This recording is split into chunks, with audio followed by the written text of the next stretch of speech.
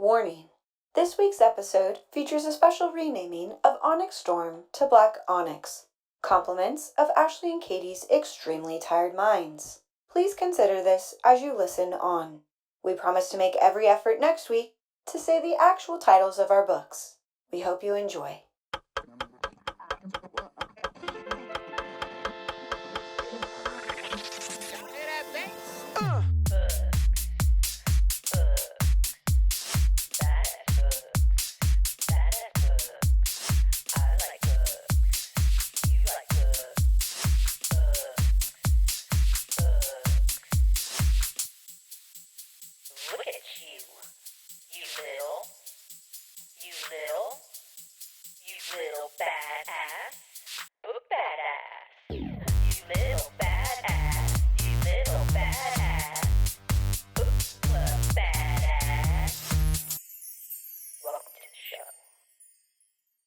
What's up, everybody? Welcome To the Badass Book Club podcast, baby. We're here and we have so much to talk about. And as you've probably followed along a little bit with our Instagram, we had to give like a little bit of a warning.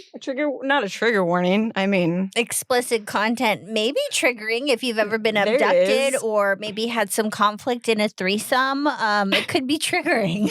Yeah. Or never mind. Basically, with this wonderful book, I got abducted by aliens and now I'm trapped in a rom-com. It gets steamy, like volcanic steamy. Yeah, honestly, I really do feel as though there could have been a little bit more information given on the outside of the book. But maybe that's how people like to hide their secret obsessions. Well, and there's no shame. That's true. And from my research that I've, done since reading the book. You're such a researcher. Well, Miss Kimberly, or Mrs., I'm not sure, Kimberly Lemming, this isn't her first rodeo. In fact, this is her most recent. That's how, what? I think so. Okay. So, I mean, maybe she's come out with something since then, but. Cowboy style. Reverse. So, needless to say, if you've made it this far into today's podcast, we're going to keep our shared read for the end. It's no longer my birthday. I don't need to surprise you with switching that up. I think we're going to save that savory morsel for the latter part of our podcast. So those of you who aren't interested or just don't want to hear us talk about it, because we will. Mm-hmm. I mean, that's part of it. And all authors are badass. You know what I mean? Yeah. And I mean, oh, gosh, what is her name? Kimberly Lemming? No, the main person in the book. Oh, Dorothy. Stardust. Dory. Badass. But we can talk about that later. Yeah, there's so many wonderful things to be said about this book for mature audiences. Perfectly said. And now I'm going to drink my coffee and let Ashley, take it away. Okay, speaking of mature audiences, have you guys ever heard of Oscar Wilde? Let me just say that when I picked this book, I was just like, we were coming out of I thought you were going to say, when I was a little girl. Back in 1890 in one of my lives. Honestly. Please, sir, can I have some more? I'm sorry. No, I won't interrupt. So we were coming out of Southern Book Club's Guide to Slaying Vampires. It's spooky time, spooky business. I'm thinking, okay, I want to read something classic, but I also want to read something sort of spooky. We talked a little bit about Penny Dreadful. Right. This was actually, it wasn't one of those. It was like Oscar Wilde was already a prominent author at that point. It was supposed to be sort of like a, upper class read. He was already well respected until he wrote this. I'm kind of curious though, like, didn't a lot of people not read then? Well, read this specifically? I mean, were they able to read? Then. Like, wasn't there like you either religious or well-to-do, right? Right. So true. And I think that whatever he had written prior to this was more acceptable, because then he wrote this and everyone was like, oh no, take it back, banned, no thank you. In fact, there's an original and then there's a more recent published version that doesn't appropriate get for explicit. Today's podcast. Yeah, so let's just say what I was looking for with the Picture of Dorian Gray is more so what I got with the aliens. Because, here we are in 2025. It's not the 1890s. Did you hear that, Kimberly? There's debauchery, sure, their version, but there wasn't really. You just had to use. Am I showing too much leg right now, Ashley? Oh, I thought you had goosebumps. Maybe I just need to shave, okay? Oh, okay. But yes, you are. I mean, not for Oscar, but for all the people who could read back then, you were. So anyway, if you've never read so I was going into it and I was aware of the pop culture reference, Dorian Gray, as this man who doesn't age and he's kind of scandalous and leaves a life of sin, lack of morals, lack of conscience. Mm-hmm. But I didn't really know the story. And honestly, this might have been required reading. But I didn't read it the first time. I did read it this time. Makes it better. Yeah. So anyway, it was a little slow, was a little ancient. It wasn't really what I was looking for, but honestly, you get what you get. I should have known. I got through it pretty quickly. It's not too long. And I'm sorry. I was just going to say, Ashley, he's known, though, for how he writes, the style of his writing, the words that he uses, his twist of phrase, the imagery that he uses. Did that live up to his status? Okay. Yes. I think if I was going to pick something from this time, he would be the one to choose simply because he was good at writing. There's so much description. It's got that sort of I don't know, poetic cadence that you might find in something that was written back then, which I ended up doing a lot of audio for this, and I'm happy I did because it read like a play. Oh, cool. So it was helpful for me to have different voices, just as different characters, and the narration be a little bit different. I could really follow along with the language a little bit better than just reading it. Yeah, it was helpful.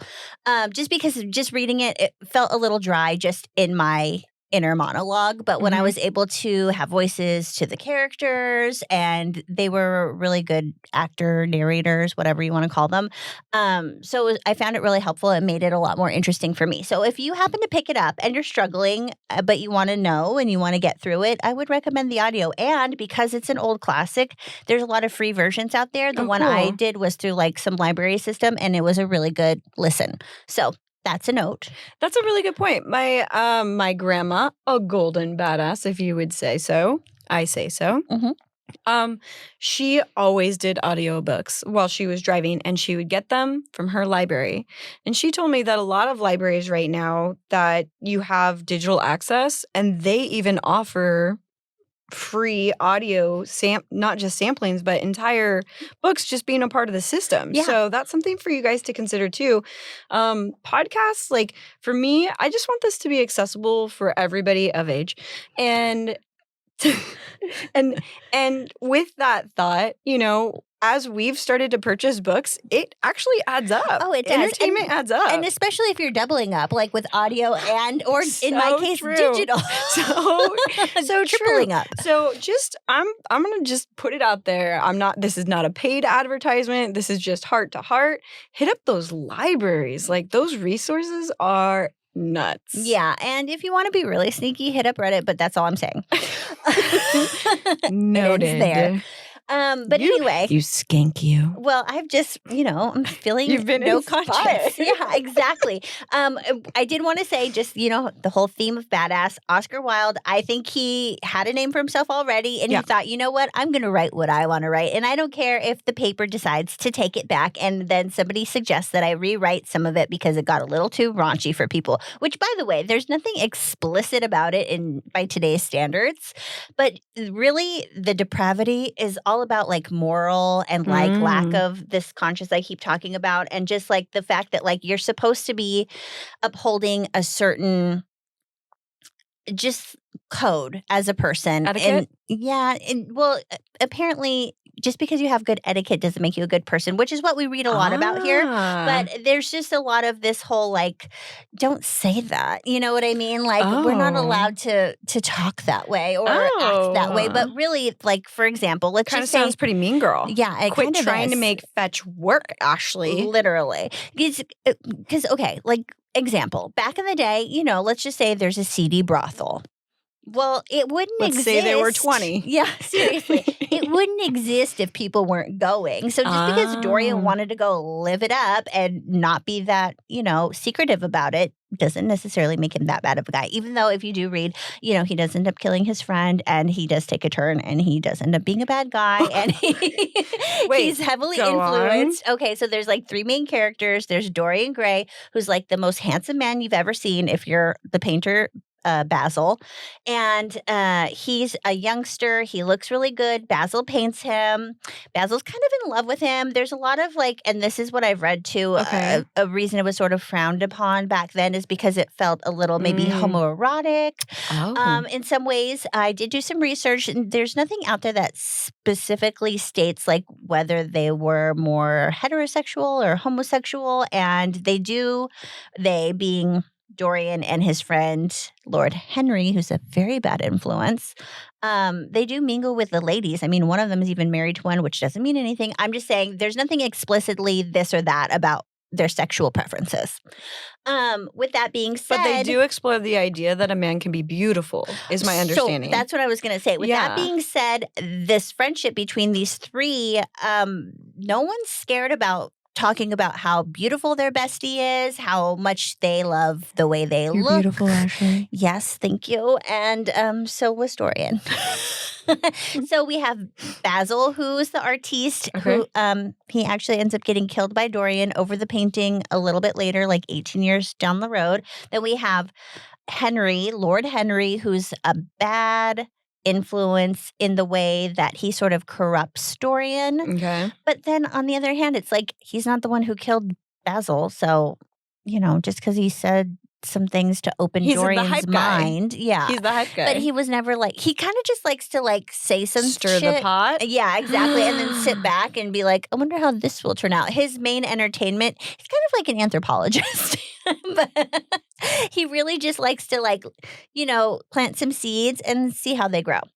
I found him to be very interesting. Is it because of his intellectual? Fitting. Intellectual prowess? Yeah, he is a smart guy. There's actually a lot of talk too. Funny that you mentioned that about intellect versus beauty. What's the better of the two? What's more interesting of the two? They go back and forth. I think it has a lot to do with just the time and their social status. Mm-hmm. Really, they just are people who have a lot of money when back then most people didn't have much money and they're just looking for different ways to be entertained, but then also keep up a certain status in society. So they're just kind of doing scummy stuff. I mean, do you think that could also be why it was taken so poorly? Because it was almost like this mirror. Yeah. Not us. And the darkness, but at the same time, he was just pulling from his experiences around. Most likely. Now, okay, so he himself, Oscar Wilde, an artist with his pen. Right? So he probably walked amongst them. I'm sure they tried to influence some of his writings or, played to, people with power want to keep that power. Do you think this was his way also of kind of going flipping the bird? Yeah, I kind of do. And I did read a little bit about Oscar too. He had a wife and he also had a lover who was a male poet. So there's definitely some real life influence, whether or not it's explicitly talked about in the book. There's a lot of reference we could go off of. And there were just a lot of ladies in the book too. Some had names, some didn't. And there was this whole kind of like what we read about when we saw the definition of housewife in Southern Book Club. Just kind of a lot of talk between Lord Henry and Dorian about kind of the place of a woman? The place and just not even the place, the purpose, the respectability. I mean, they appreciated women in some aspects, but for the most part, it was just they're ding-dongs. Curious, because especially in Penny Dreadful, Dorian is painted as, and that's just my reference, this beautiful man who is more effeminate. Is he effeminate in the story? Okay, so they were all kind of effeminate to me with my modern day gaze, but he was an I think some of it was to represent his youthfulness and his sort a of boyish. boyish innocence. Because when he first enters, Basil, the artist, is just ranting and raving about him, and he's really describing like this sort of crush that he has on him, and that is pretty obvious to me, at least, but it's not necessarily like a lusty crush. It's more of just like An this art with beauty. Exactly. And his voice in the version that I listened to was kind of effeminate, but I don't know if that's just more so the time. You know what I mean? Yeah. So, but then again, we have Lord Henry, who's pretty masculine, and he's a bestie of both the other two. There's a pretty strong distinction, now that you mention it, between the two there. And Henry, who's a little more masculine, is also the one who like has this really strong power, it seems like, hold in his influence over the others. So I don't know if maybe the sort of differences in how they're represented, like feminine, masculine, kind of play into their roles in their friendship. Yeah. I'm kind of curious because some of the authors that we've looked a little bit more into, like finding out about Rebecca's own condition and her badass ability to overcome and just live her life and find these strengths, but she draws upon herself and her experience to put in the story. And a lot of authors do that. Do you know anything about Oscar Wilde maybe exposing pieces of himself through these characters, or is it more of just like, I don't know? I think I wouldn't be surprised, just the fact that he even created a piece like this that did leave readers questioning, like, what did we just read when it comes to like these male relationships, when it comes to this obsession with beauty, when it comes to like how we're expressing our art, and how that in this case took a bad turn. The art ended up being the reason why the artist was killed. So I don't really know that much about like, so where Oscar's career went. That's the whole meaning? I mean, okay. Excuse my ignorance, but explain to us the Picture of Dorian Gray. What does it mean? The main thing. So there's a literal picture the artist paints of this Dorian. When it's revealed to Dorian, he's actually a little sad because he's just like, this is the most beautiful and young I'm ever going to look. Interesting. This is kind of depressing, and I would pretty much sell my soul to always be this way. Wow. So there's no, witch, there's no universal like intervention. There's just this claim and this really strong feeling he feels. Meanwhile, the artist is, he's infatuated with the look and the painting, but he also doesn't really want other people to see it. And this isn't explained, but this is what I gathered, is that if you were to look at this, you would see that that artist must have been really infatuated with the subject. So to me, I'm interpreting that, and from what I've read about, the feedback is exactly. So there must be something wrong with the artist, wrong during those times, and not wrong, so obviously. But it's the artist's greatest work that he feels he can't share. Right. And it is a moment of someone's beauty that is their greatest moment of beauty, which both conflicts the two men. And then we have the third little pot stirrer who's like, oh, it's gorgeous. I must buy it and keep it and own it and, consume it and control it. And so, and then Oscar, well, he's the artist. That's why Basil, the artist, is like, will never show it, even though it's my best work. And then Dorian's like, oh, this is super depressing because, like, look at this. I'll never be like this after this moment. And then we've got Henry who's like, I'll own it and keep it. Well, it ends up going home with Dorian.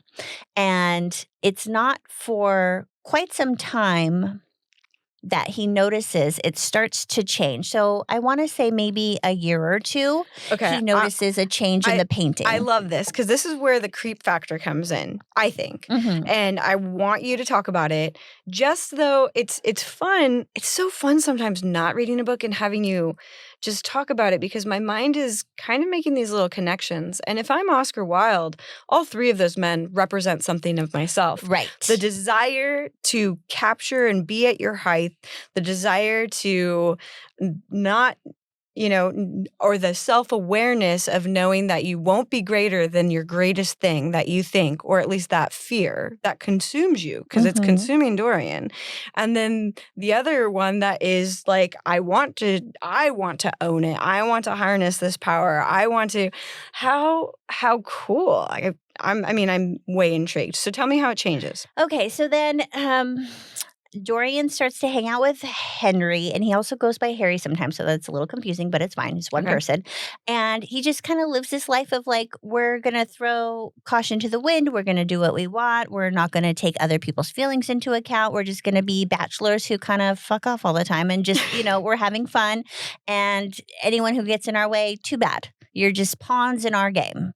And with that, he notices one day after he's particularly awful, and by awful, I just mean, not taking women's feelings into consideration, just being sex, dismissive. Drugs, rock and roll. Exactly. And not just having this morality that other people in society seem to have, or at least act like they do. He notices a change in the painting, and it's getting uglier. It's aging, and it's just becoming yucky. And Dorian isn't changing a bit. So we end up going on like 18 years later, and it gets really ugly because he starts to do some stuff. He tells a woman that he was in love with and planning to marry. This is Dorian. Yeah. Oh. He tells the painting guy, the one whose picture it is. He confesses his love to this actress, and he's like obsessed with her, and she's reciprocating the feelings, and she thinks they're going to get married. And then one day on a whim, he's like, you know what? You're really good on the stage, but in person, you kind of suck. So like, never mind. Well, she ends up killing herself. And then Henry's like, it's not your fault. And Dorian's like, are you sure? And Henry's like, yeah, I'm sure. And he's like, okay. And he just goes on with his life. And then the painting gets really ugly because that's a really ugly thing. And some things like this go on. He does end up killing the artist, and he does end up, just being a jerk to a lot of people. And so this whole time, and he ends up putting a cloth over the painting because he doesn't want to look at it either. But this whole time, the painting is just reflecting the person that he truly is. And his appearance isn't changing at all, to the point where people talk and they're just like, what's going on with Dorian? Because this is weird. Yeah. He's not aging. Yeah. And it goes on and on and on. And, there's an ending where we basically just see his demise, and he gets so upset about something that he slashes the painting with the same knife that he kills his artist friend who painted it. Interesting. And that ends up killing him. Dorian. Whoa. So did you like it? I did like it. Would you read it again? I mean, I'm glad I read it because it's a classic, and I wanted to, but like I've said this a couple times now, I'm so ready to read something modern that like I'm happy that it's done. I'm happy that I did way it. Modern. And I'm happy to move on. Okay. Last thing, and then we can move on. We could talk more about what you would do if you were those characters, but it seems more like you said, like a play, like just an entertainment that you would go. Actually, two things. Did you have any self-reflections on of yourself while reading it? And while also reading I Got Abducted, did you find it was harder to, I don't know, associate or even just like get into that world because they're so contrasted? I thought it was pretty ironic where the Alien book ended up going, because we didn't really know what it was going to be about. And that's like, I was looking for something like, against the grain. Surprising. When I picked up Oscar, and then it wasn't that against the grain because it's like a million years later, and then Aliens was like totally against the grain. So it's dated. I mean, you could actually say it's dated. Yes. And I think if I would have been reading something else, I wouldn't have necessarily seen the contrast as much, because, you can put yourself, we're educated people, we've read things from different times, you can put yourself in those shoes, and you can see how it was cutting or pushing the edge at the time. But then when you're at the same time reading what we were reading that we'll talk about, I'm just like, okay. Dinosaurs, lions, it's talking, nothing. Aliens, abductions. I do want to mention really quick too, the reason I did want to read it, another reason is there's a one-person show happening right now on Broadway with Shiv from Succession. What? If anybody's seen. That's cool. And she plays like all the characters, and then there's some like digital aspects, like where she'll be like a character on a screen somewhere, a live person as a character, and then they're like all talking to each other and Can you find that interacting. and link that on our Instagram? That's why I'm bringing it up. Okay. It seems super cool. Not that I'm going to Broadway anytime soon, but like I'd love it if at some point they end up like streaming it or something, because it looks really interesting. Cool. And how did you relate it to your life? Is it relatable? Not really. At this point in my life, I guess no. But there were some things that I was reading where I was like, oh yeah, I could relate to Dorian Henry. There was a time in my life where I was like, F it. Who cares about your feelings? Cool. And it is fun. And then you do age, and then you do start to feel bad, and then you do slash a picture of yourself. No, but I'm glad I didn't go as far as he did. So is it relatable? Yes. Well, I'm glad you enjoyed it. I'm intrigued. I'd be curious to see if any of you guys read it and your thoughts on that too. Yeah. Should we put it on the bookshelf? Put it on the bookshelf, and please just fill me in on some Iron Flame. But before we do that, no, I'm not pulling out anything. I told Ashley no games this time, just the ones that Kimberly Lemming plays on us. Those are some interesting games. Oh. Mind games. Okay. Body games. This book I'm holding right here, In the Likely Event, a novel by Rebecca Yarros. It is one of her one-offs, and one of our golden badasses recommended it. And I quote, hot, steamy goodness. It sounds really good. So what I've been told is that it's a little to get into. Right off the bat, it's not necessarily the same writing that you expect from Iron Flame, Fourth Wing, is my understanding. It's still very much Rebecca Yarros, but then it does get pretty good and very descriptive. I've been told more descriptive of the sexual scenes than in Iron Flame and Fourth Wing. Interesting. Okay. Uh-huh. And then apparently this one, there's a description of the failure and withdrawal of Afghanistan. So there's some other mature adult themes in there. But when it comes to the hot, it is hotter. Okay. Yeah. So not our book, not our single books or shared books. However, On a recommendation. theme. Yeah. Because we were curious. We've been dying to know. If you are a badass out there, a book badass or a bookie, and you have another one off or you've read this yourself, please divulge. Let's hear it. I want to know. I want to know too. Yeah. I might just have to enjoy this myself too. Okay. Love that. Thank you for sharing. Thank you, Golden Badass. Yeah. And now for the Iron Flame. Oh my gosh. Part 2. So much. So much. We were just discussing a recap to recap myself because it's been quite some time and I forgot something major. So let's get into it. Right. So I think the best thing to do with this one, kind of similar to last time, some of the highlights, some of the big points that really got me going. First of all, sticks with the whole theme of I will not die today. Right. Okay. And then towards the end, when basically they go to war with Venom and Wyvern, it's we will not die today. The mantra, the singular mantra really becomes that family mantra. I really liked that. I thought that was pretty cool. And we'll get into that a little bit more, but I don't want to just skip ahead because where we left off, Vi had survived her abuse from Varsh, managed to kill Varsh. You're just like, yes, we need that. We needed that moment. And then you kind of come to realize that everybody's doing the best they can in the way that they think that they can. And, you kind of get this sense that Navarre is really just doing oxygen mask.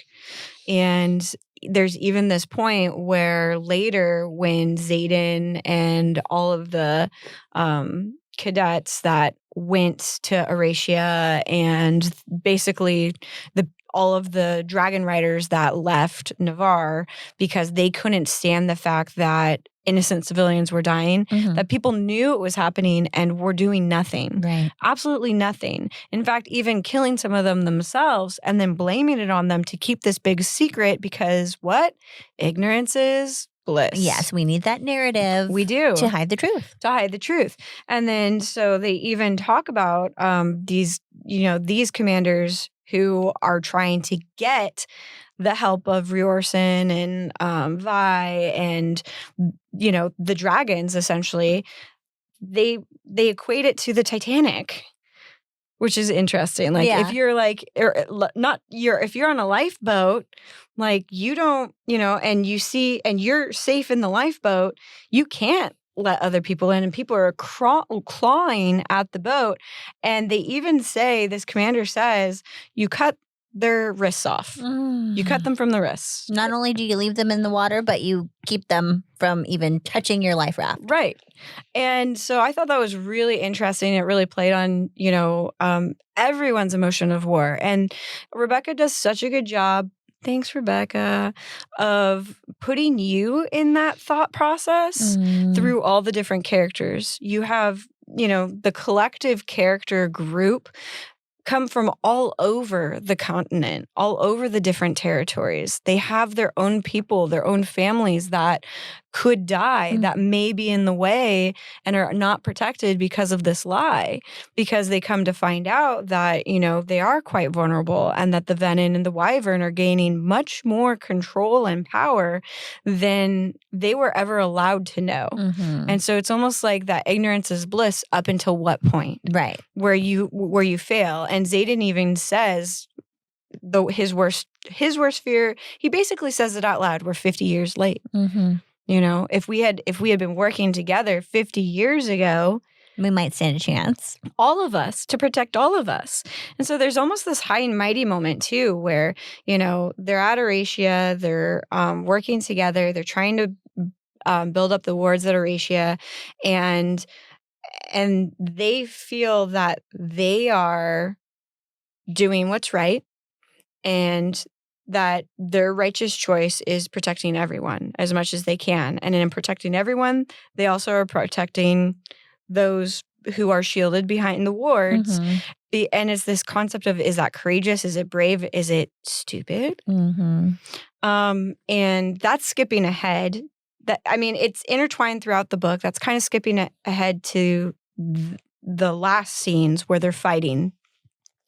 But leading up to all of that fighting, you have this incredible building between the Griffin Riders, the Flyers, and the Dragon Riders. I love it because it's like they get to see there's differences, okay? Yeah. But this whole time as a Dragon Rider or somebody who's from like Navarre, you're like, oh, those Griffin Riders, not only are they the bad guys, but they're kind of like weaklings. They're kind of like underdogs, but like in a yucky way. Like we don't associate. We look down on them. Guess what? They have strengths too. Yeah. And that was really cool to learn about. And that's kind of the thought too, right? Is like everybody uses each other's strengths and then you become stronger. Like if you acknowledge each other and everybody has their purpose. And it was cool to bring in, the fantasy of griffins, I think. Yeah. And to, they have their own, that's the other thing I really like that Rebecca does with the little quotes that she does at the beginning that are pulled from text, either modern or from the past, right? And so far, especially in the first book, Fourth Wing, she pulls a lot of the Writers' Codex, and then now she's pulling from the Flyers' Codex, and you kind of see like these parallels, but these differences. Also very tragic though, because they're equally bonded. The Flyers are equally bonded to their Griffins, and she does classic Yarros. A lot of people you start to get attached to, they die. Yeah. Just that constant reminder. And I hate it. But it keeps you on your toes, and it keeps it, I want to say real, even though you're in this fantasy world. Right. Do you know what I mean? Yeah. And Kat, all right, let's talk about it. Okay. Meow. You hate her, you love her, you like her, she's sexy. And she was Xaden's promised and betrothed. Right. And she is a Griffin Rider. Yep. Yeah. And she's badass. She is badass, but there is this heat between her and Vi. And they have their own, they don't have signets, but they have their own wielding powers as well, which is very interesting. And hers, funny enough,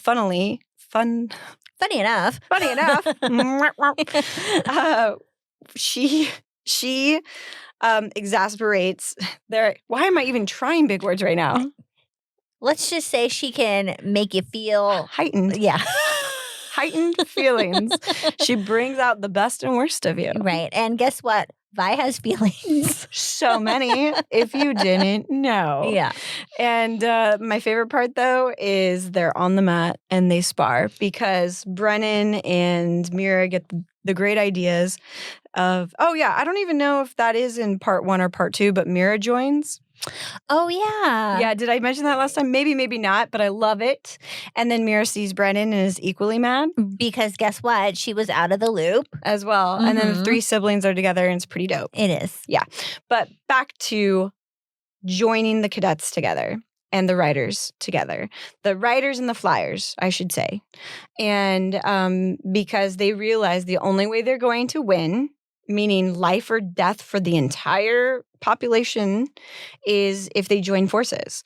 And so they are doing this mission together, and that doesn't even really solidly join them. It does not go very well because a flyer and a writer fall at the same time, and Vi is only able to save the writer because of the, I think, involvement of either a dragon or a griffin. I can't remember exactly. And so a griffin dies as well as a flyer that you get, kind of attached to be honest, Luella. Mm-hmm. And so Kat holds that against her. And so the whole concept is we're going to bring in some of, Basgiath. We're going to bring it in and you guys are going to spar and then you're going to leave it on the mat. So Kat goes, Guess who? Guess who? Bye-bye. Yeah. And it is a cat fight. Yeah. And I love it. It's so well written. I mean, you feel it. It's spicy. And then Vi comes on top and Xaden experiences all of it. And I will say this, especially towards the end, and I finished this right before we met, which it was so much. It's like this adventure zap to you. And very much like the last book, the first part of the second part. Does that make sense? The first part of the second part is a little bit slower because they're trying to build these bonds and there's politics and she's trying to get the wards. Love Jessinia, still love her. Her relationship evolves with Sawyer. You start to love Sawyer more. My relationship with Liam. Oh, and they're trying to translate. And Sawyer helps, right? Yeah. Okay, yeah. Sawyer's into Jessinia. And we're trying to figure out what this word means specifically, and we figure it out eventually. And okay. Yeah. And so Sawyer and Riddick quickly, for me, replace Liam. Right. They have the attitudes, the behaviors, the teams all together. I love how Vi has her crew and can rely on them. And it's interesting because time and time again, what you think you should do, what you think is right, always comes back to sometimes what you feel is right, and trusting those that you should be able to trust ends up being the right thing. Right. And Vi is that kind of constant reminder in the book. So that being said, there's so much building in that part, and then the end, like the last 100 pages, fire, nonstop, a huge battle, and it kind of all begins with Melgren, I believe, coming with his big badass. He's basically in charge of all of Navarre. Right. He comes, he brings Mom and 2 commanders, and they're like asking for help. They're really dickholes, and they're kind of trying to, play on the guilt thing and whatnot. Yeah. And they kind of see through it, and they're like, no, thank you.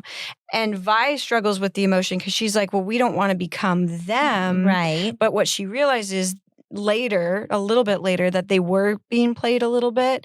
And that's when she figures out what was wrong with the wards and then how to fix them. But she still needs that translation piece. Mm-hmm. So she does bring up the wards, but we come to find out it's not 6, it's 7. Right. And we don't find that out until the battle. Right. The battle at the end, because basically the Wyvern, the Venin, Melgren thought that it was going to take place in Samara. Oh, when he saw. Okay. Yeah. That was what he saw, is them failing there. Mm-hmm. And at the very last minute, Vi figures out, because she's brilliant. She's brilliant. I love that. They give her brains. Yeah. Good job, Rebecca. You're the they. That was just not true.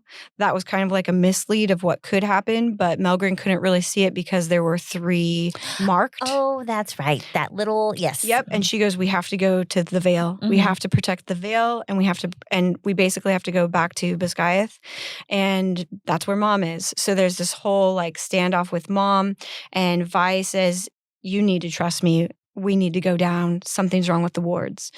And Jack's there. Oh, good old Jack. We can't get rid of Jack. We can't. It's that's a whole nother complex thing. But basically, Jack is the one who breaks the stone. Right. And in the process, he also kills Bade himself. Right. I mean, these unthinkable things.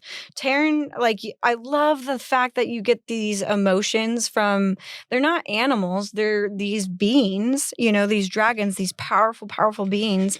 And then we also find out that Endarna is the most unique, most special. Kind of saw it coming, but I wasn't sure she would be the final piece, either her or Vi for the stone.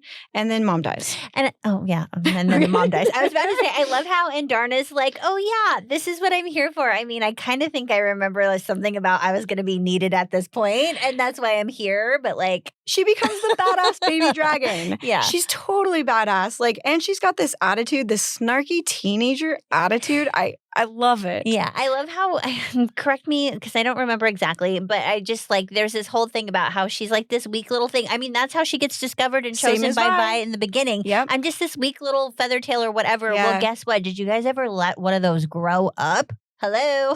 Yeah. Well, and that's the whole thing. There's all these dragon secrets that we're not supposed to know that then are shared. We also come to find out that Xaden has a second signet, which is a no-no.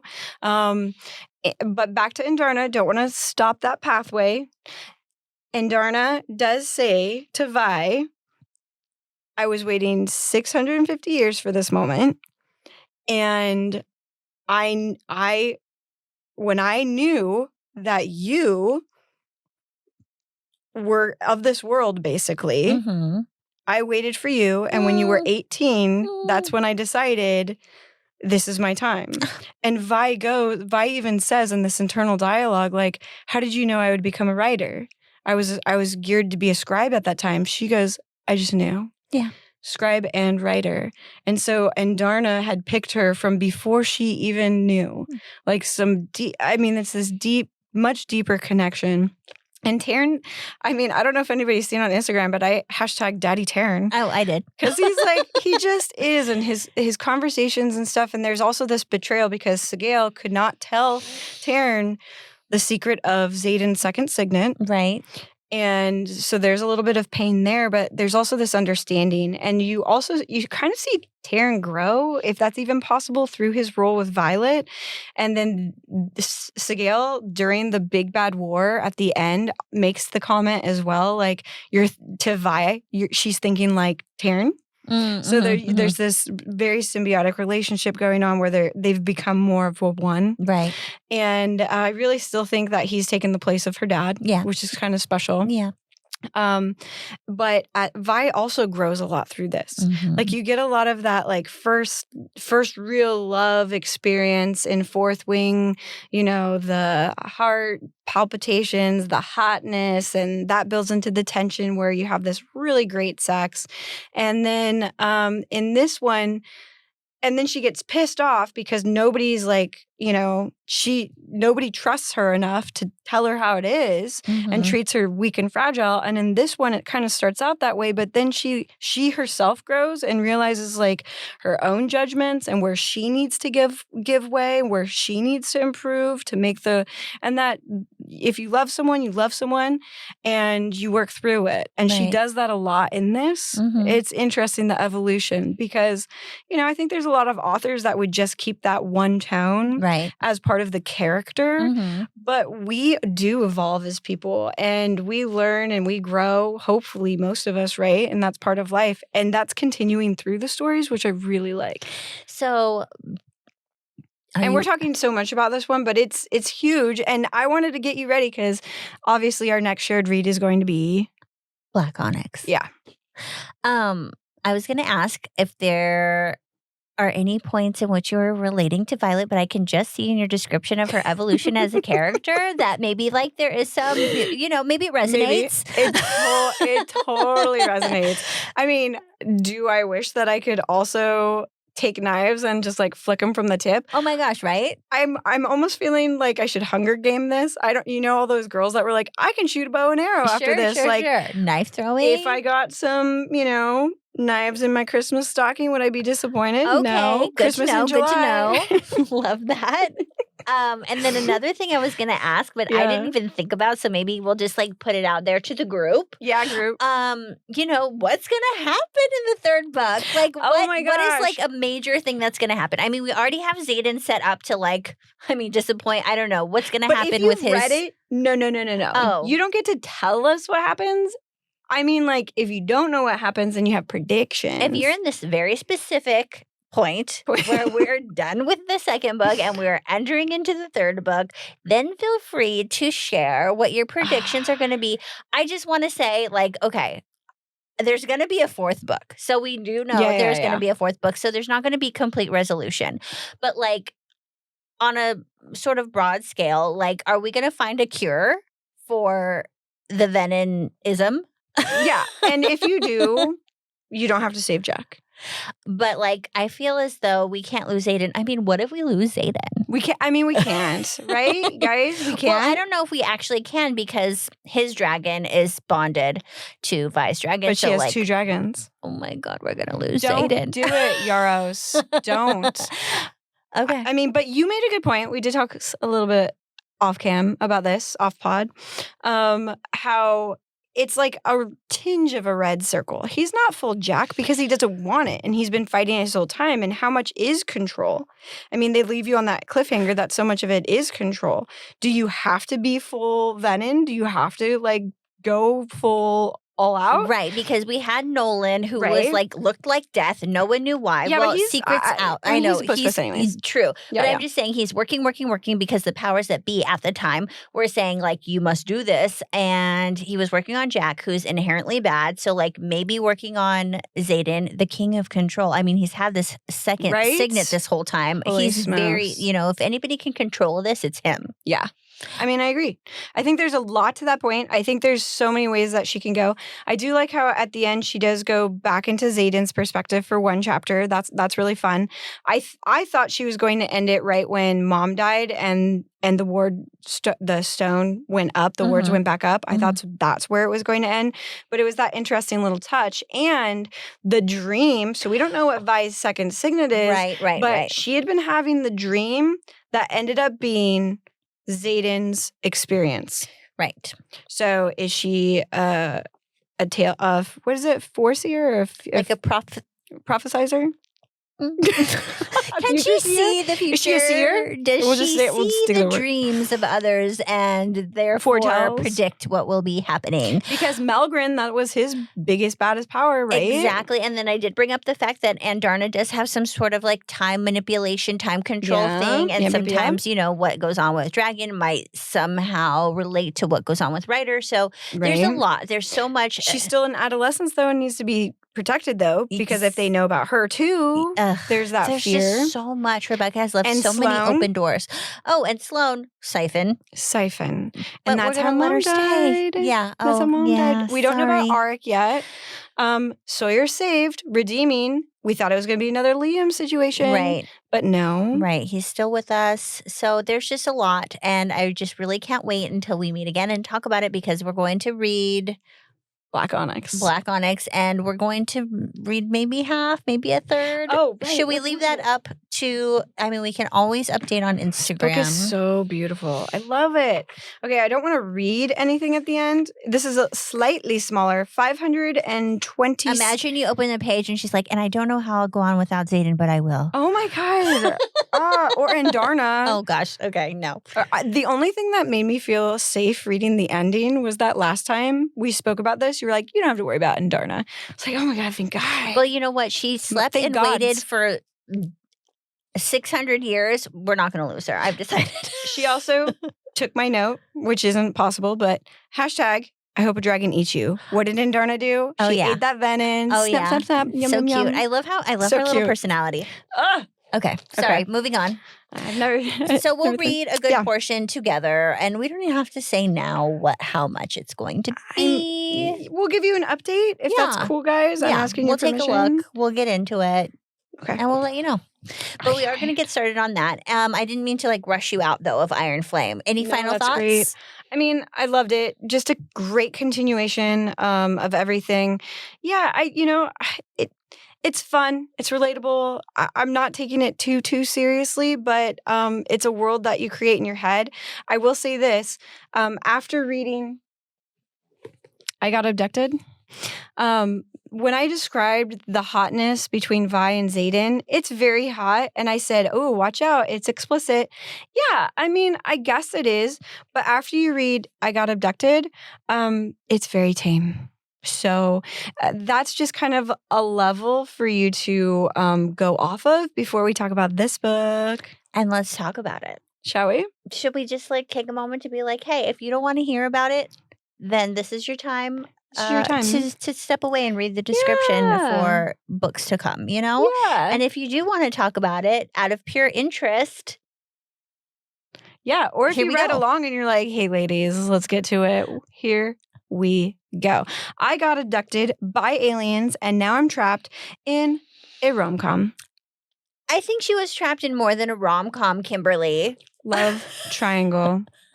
But a triangle that just keeps giving and giving. More like a love circle. Yeah. So just a brief gist, if you're just jumping in and you just want to hear what we have to say, there's a woman. She is a biologist. She is just, trying to get a little footage of some meerkats in Africa, South Africa, I believe. Mm-hmm. And what happens? A lion comes and decides it wants to eat her. And pretty much does. And gets a hold of her neck. But luckily, I love that perspective. Luckily, in that moment, she's abducted by aliens, just as the cover says. Yeah.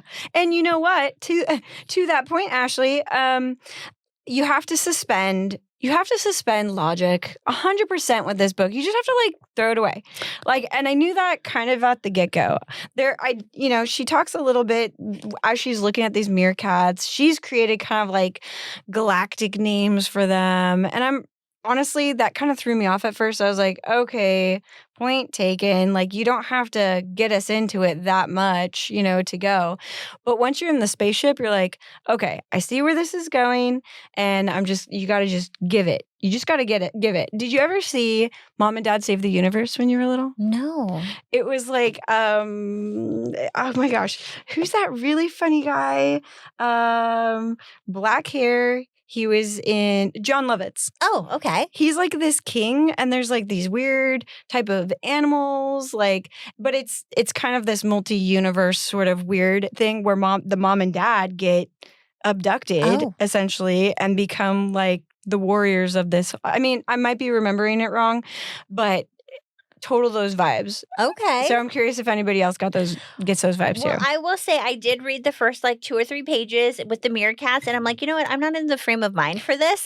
So I'm going to come back and revisit tomorrow. And then I did. And then so much happened. At Okay, wait, I have to tell you, I did the exact same thing. I read the first 3 pages and that must have been when we texted. We texted each other on the off pod, and we I was like, I feel like you might need to be influenced by things in or suspend your belief in other things in order to be in it. I had suspended my beliefs too far, and then I was like, I can't follow. I can't do this right now. Okay, she also wanted me to say this, so I did share that Casey got this for me for my birthday. She had no idea, guys. She had no idea. Okay, I didn't. it looks cool. I forget to tell that part. I'm just like, hey guys, here's your explicit warning. But she had no idea, and she couldn't have because it's a beautiful, interesting thing, and not that and she knows the I love content dinosaurs. wasn't beautiful and interesting, but it is look, I saw the book, and Katie was like, should we do this as shared read? And I'm like, that freaking looks cool. And I'm not saying it's not, but it's just not the cool. It's actually hot. And I thought about Ashley so much, not when she said the hot thing, pre first sex scene, I couldn't stop thinking about Ashley because of all of the Wizard of Oz references. Like, it's ridiculous. It was an interesting take. And there's a lot going on. I will just like to talk about the book overall really quick with the author. Yeah, you do it. I liked her tone. I liked her style. Specifically, okay, whatever. I kind of glazed over a lot of the sex scenes because I just really wasn't. I don't know. Okay, guys, let's just put it out there. Okay, it was I'm just gonna put some things out there that if you didn't read, now you get to know, and if you did read, I'm sure you want to talk about it too. So it's like we have 2 male aliens and we have 1 female human, and we have a breeding program, and we have the Owlish, who are the aliens who did say that they were taking women from Earth who were about to die anyway, so they wouldn't be missed, and so putting them to this planet. Yes, so second life, second coming, if you will. And then we have all these male aliens, and they do have a species that starts with an S that I can't remember right now. I'm not going to look. So anyway, when the aliens accidentally crashed into the male aliens' planet and destroyed it by accident. It was an accident. They were able to take away the men, but all the women died. Yeah, so they thought that they were taking a significant portion of the population, but they were only taking males. Yeah. There wasn't time for research. It was a funny theme, actually. I thought it was kind of funny. There's not a lot of money anyway, it is funny. There are some funny things. Yeah, there are some. But anyways, so then they decided, oh, that's okay because we have these humans, and if we make a quick alteration somehow, then they're compatible and they can breed. So that's how Dory gets there. As a cleanup, as a fixie-doo to the oopsie-doopsies. Yeah, so actually the whole concept is creative and imaginative, and the writer, I appreciate where she's coming from. I feel like if sometimes as I'm reading all these books, I'm like, I think I'm going to write a book someday. I would love to read it. I'm glad I read this one because this is not the book I'm going to be writing, but like, I'm glad this is out there, you know? So what was my point? Oh, my point was I did I read it and I read it, especially those first 2 sex scenes. Believe me, I read it. But then when I got to like the 3rd and the 4th, I was kind of just glazing over it. To be honest, for me personally, no disrespect to Kimberly, but the male to female aspect just wasn't really my genre. Yeah, it wasn't your thing. Of interest.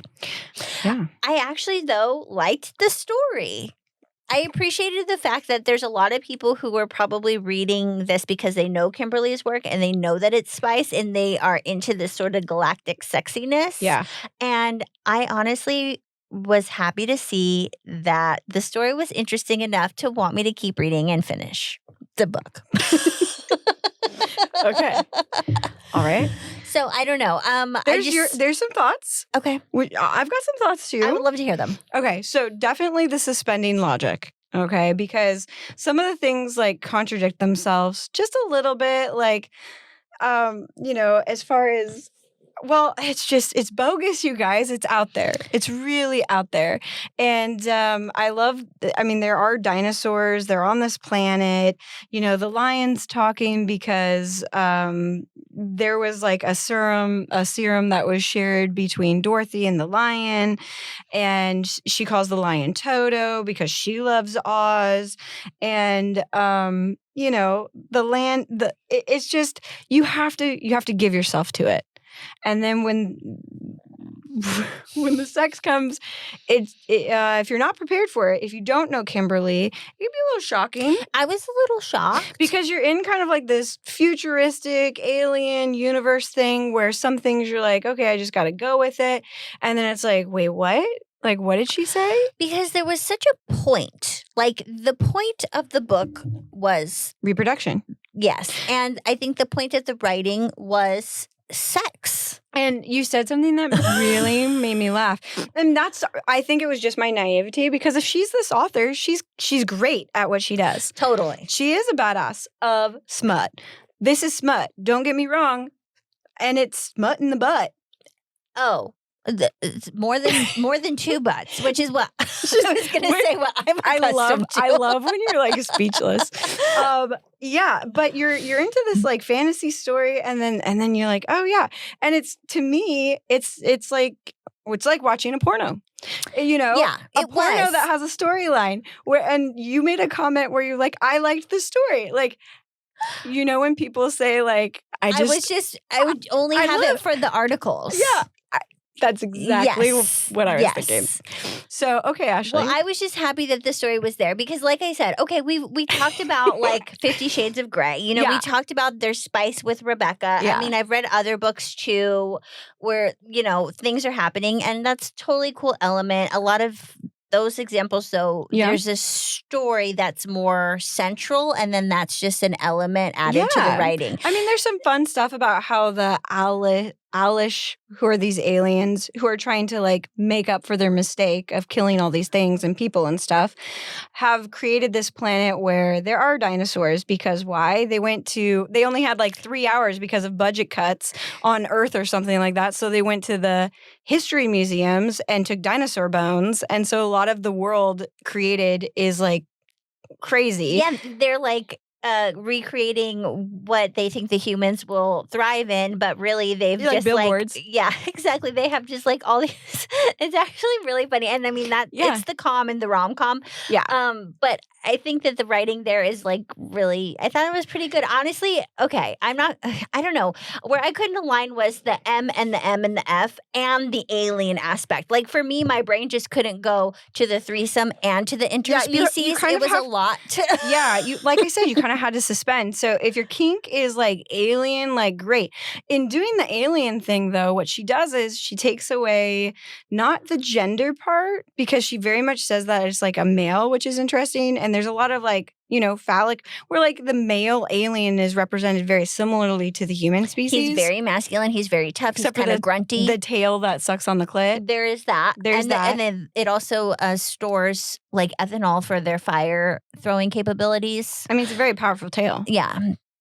We learn about the biology. Okay, so I'm holding up Iron Flame. What I thought Iron Flame was sexually comparatively, okay, is this Iron Flame is HBO special. Game of Thrones, HBO special. Okay? Yeah.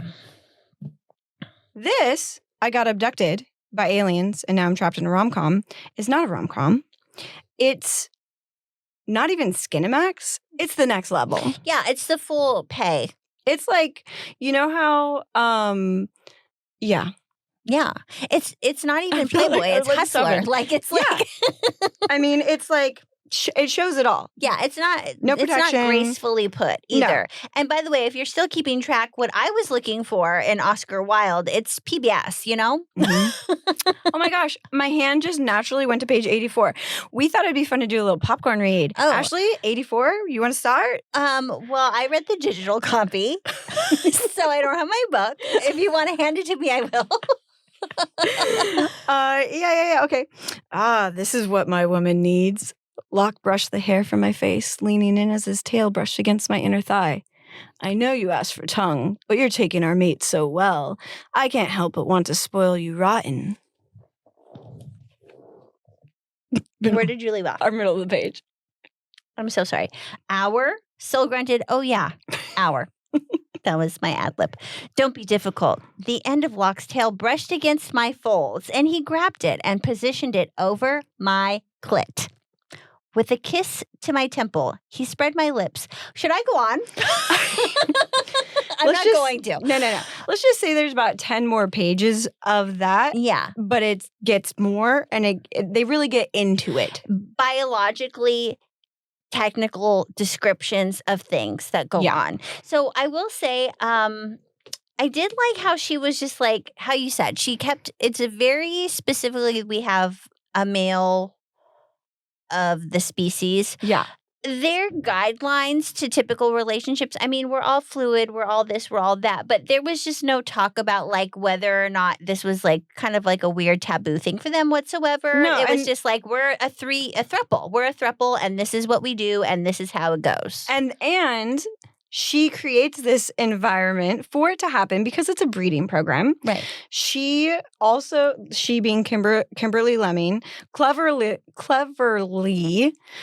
refers goes into Dorothy's mind basically and is saying, oh, she doesn't want to make babies, but as soon as she remembers that she has her birth control, she's all on board because why not? What is she waiting for? She was about to die. That's kind of a theme right now. Live another day. Live another day. Yeah. And so they remove that. And then to make it even more enticing, there is a serum that makes them want to connect. So they almost like have no choice. Right. And so you, as the reader, get involved in this situation. And yeah, it happens a lot. Yeah, it does. It happens a lot. And she wants it and she feels it. And then she like soul connects. And I mean, they're knotted. Like there's all these alien terms that she describes. And because she's creating an alien species, and maybe I just don't know about alien porn, but there's liberties you can take. So she can describe the aliens to be able to do whatever she wants. And kind of said it in the Instagram, like, I'm not going to kink shame you at all. That would be very unbadass of me. But you got to be into it. Yeah. Yeah. To each their own, certainly, and more power to Kimberly and all the lemmings who follow her. But Kimberly's last name is Lemming. I wasn't like making a judgment. Oh, I was like, I love that. No. That's her name. But I think she did a great job at what she does. Mm-hmm. I'll probably be my only selection from her, and I'm glad we went there. It was a really funny, hilarious thing. At least the only selection we know about, Ashley? That's true. I will say I tag teamed the book. It's a theme. With Audible as well. And that's an interesting thing to listen to. Oh. I just want to say. Well, there you go. So I definitely had flashes of those, videos that come out where like people accidentally connect to your Wi-Fi, and I was terrified. Like I would pull into parking spots and like it would be really loud because of my hearing. And I'd be like, oh my God, I wonder what people are hearing right now. Well, I think that's hilarious. I think it was hilarious. A lot of people who pick up the book probably have a specific intention. I think that for that type of a book, I was more like the owlish in this case. I was reading it from just like an observational standpoint. And I enjoyed it from that aspect. I will say that it would have had to have been unexpected, or we probably would have never picked it. For this. Yeah, for sure. So just, not like we're going to vet books in the future. I mean, this is part of the fun journey. That's fun. I mean, it's hilarious. I was dying. I called her. We laughed so hard. And they were like, oh gosh, oh gods. I like that. Oh yeah. We have to tell you. So, I don't know. Fun. I don't know if we need to apologize to anyone, but I'm not gonna. A book is a book. A book is a book. And we're all adults here. And check what your children read. Oh, also, because this is available just like at Walmart. Yeah. And like it does not it looks like a rom-com. Like if I saw that, we didn't know. Yeah. Casey didn't know. Which was also hilarious. I read some pages to her. It was great. It was great. It made for a great time. Yeah. So I think that's that on that. Definitely. Black Onyx is next. What's your individual? My individual. Yeah. My individual is a book that I've been eyeing for a while. It's called The Only One Left. Okay. It's by Riley Sager. And I've heard about it just from other people who like to read things that are a little bit twisted. Honestly, I wasn't really going there with my selections, and I feel like we've crossed the bridge. Cool. So I'm going to go there, and it's going to, I think, get kind of graphic, maybe a little horrific, and maybe something that might keep me up at night. We'll see what happens. So I'll have to link it at the end of this podcast. I left it by my bedside, ready to go. I was gifted from a friend who I think she's following us too. It's from Reese's Book Club, and it's First Lie Wins. Okay. And so far sorry, let me slow down. The reviews have been great. Really good reviews on it. It's a thriller for sure. And I had another friend listen to it on digital, like Audible, and also very much enjoyed it. Ooh. So I'll post it. I'll share it. and I'll read it. And we'll just post a little more info because I am not planning to finish. I might get to like page 200 of this, my personal read. Yeah, and then I won't finish personal. We'll see where we are with Black Onyx. We're not going to rush it. We're just going to enjoy ourselves. Yeah, We're going let's have some fun. Take it slow. Yeah. After this last week, I think we're just going to pump the brakes a little bit. We're just going to have some fun. Maybe like a couple hundred. Yeah. Something like that. Yeah. How's that sound? So follow on Instagram. Merch will drop this week. Oh, there's something exciting. I mean, this has all been extremely exciting. Maybe too exciting for someone like me. Am I red? In case you didn't know, we live in a warm place. It's getting to be the warm time of the year, and you can expect to see us warm. Yeah. Shorts. All right. That wraps it up. Okay. Well, this has been a real pleasure. Thank you to all of our authors this week. We have more things to put on our bookshelf. Yeah, we do. I love it. Okay. Another week. We'll see you next time. See you next time, guys. Bye. Bye.